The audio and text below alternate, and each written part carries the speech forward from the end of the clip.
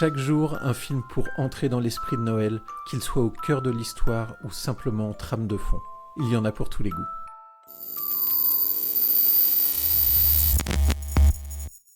Aujourd'hui, on va vous parler des films Miracle sur la 34e rue, la version de 1947 et la version de 1994. Vianney, le synopsis ? Quand Kris Kringle, un vieil homme prétendant être le véritable Père Noël, est engagé par la gérante d'un grand magasin comme mascotte, il crée le buzz. Mais sa sincérité est mise à l'épreuve lorsqu'il doit prouver devant un tribunal qu'il est bien l'incarnation du Père Noël.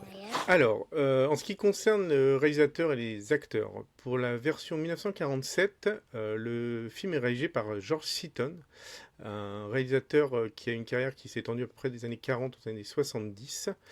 En actrice, nous avons Maureen O'Hara et Natalie Wood. Natalie Wood qui deviendra une très grande actrice par la suite. Et là, c'était son premier film, elle a 8 ans. Et on a Edmund Gwenn qui joue le Père Noël. Dans la version 1994, le film est réalisé par Les Mayfield, qui a réalisé entre autres California Man et Flubber, qui ne sont pas des grands films.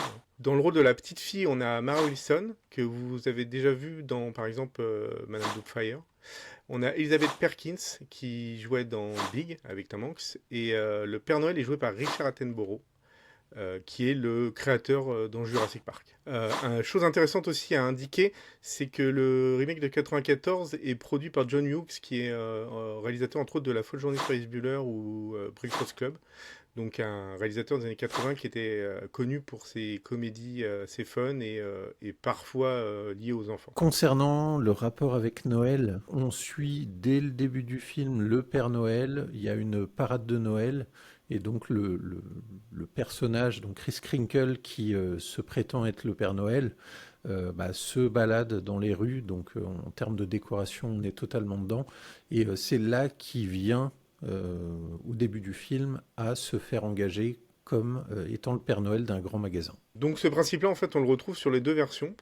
Les différences après qu'on va trouver, c'est plus sur le développement de la relation entre la mère et son voisin, donc l'avocat, et aussi sur une scène de procès qui est un peu plus longue. Il y a à peu près 20 minutes de différence entre celui de 47 et celui de 94, celui de 94 étant plus long. Disons que la version de 1947 est très simpliste. On se retrouve vraiment dans des situations qui aujourd'hui nous paraîtraient un peu suspectes. Alors je peux prendre l'exemple de la petite fille justement qui se retrouve gardée par le voisin, donc qui est l'avocat, sans que la mère ne le connaisse vraiment. C'est-à-dire que quand la mère vient récupérer sa fille, elle rencontre, on va dire pour la première fois, son voisin. Donc, ce qui aujourd'hui paraîtrait vraiment très suspect. Et je ne pense pas qu'un parent donnerait sa fille à garder à quelqu'un qu'elle ne connaît pas.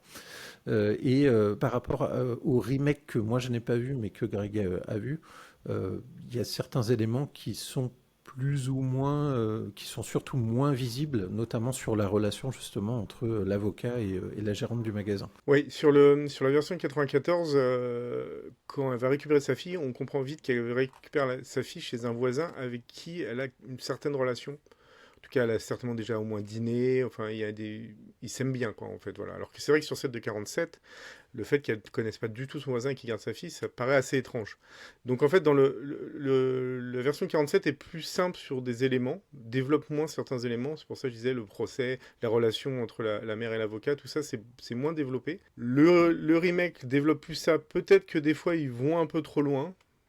Voilà, c'est peut-être le défaut de ses qualités, on va dire. Ça va peut-être un peu trop loin. Après, moi, j'ai une petite préférence au niveau du casting du remake parce que, alors, ça peut paraître abusé par rapport on va dire, les cinéphiles vont trouver peut-être que c'est abusé, mais je trouve pas que Natalie Wood, en même temps, elle a 8 ans, soit fabuleuse dans le rôle de la petite fille. Et il y a des petits moments où on sent qu'elle elle décroche un peu, alors que je trouve que Mara Wilson est vraiment bien.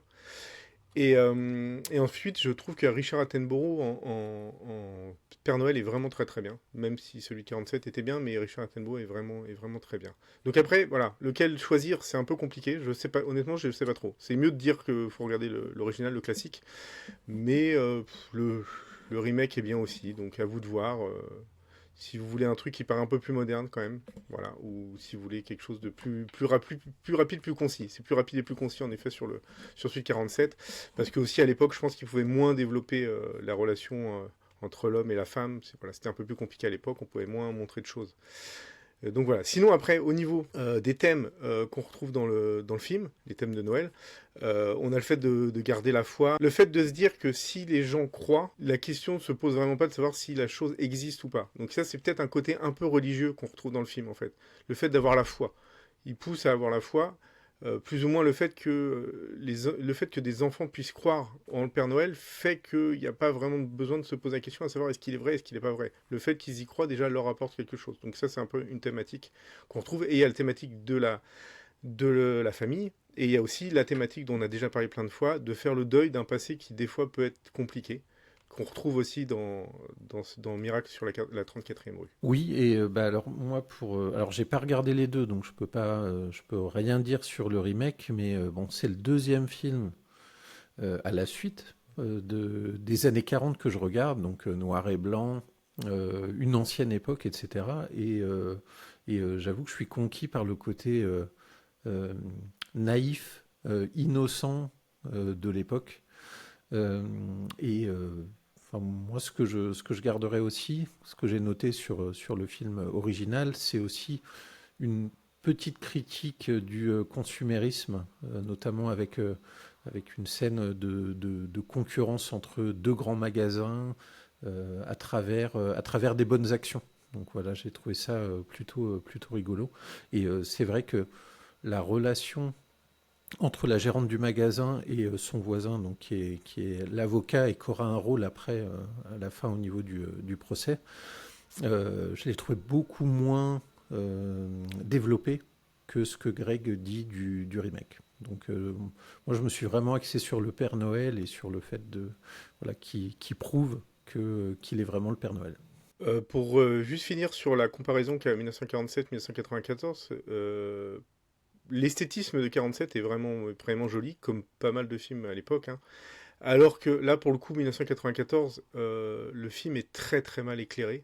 C'est assez laid.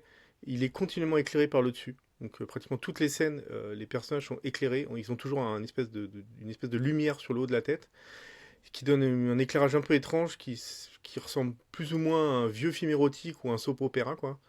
Donc ça, l'éclairage est assez horrible. Donc là, esthétiquement, Suite 47 sera beaucoup plus intéressant pour le coup. Ok, bah écoute, merci pour ces précisions. Est-ce qu'on a quelque chose d'autre à rajouter ou je pense qu'on a fait. Non, non, non, non, à voir. Si vous pouvez voir les deux, regardez les deux, hein, comme ça vous pourrez vous faire la comparaison. Bah écoutez, n'hésitez pas à nous dire en commentaire si vous avez vu l'un des deux ou les deux, bah nous dire en commentaire ce que vous en avez pensé. Est-ce que ces deux films restent des classiques? Il semblerait que oui, que le remake ait quand même gardé l'essence et la magie de Noël. Et bah, n'hésitez pas à vous abonner, à liker la vidéo. Et bah Greg, je te dis à demain pour un nouveau film. Salut!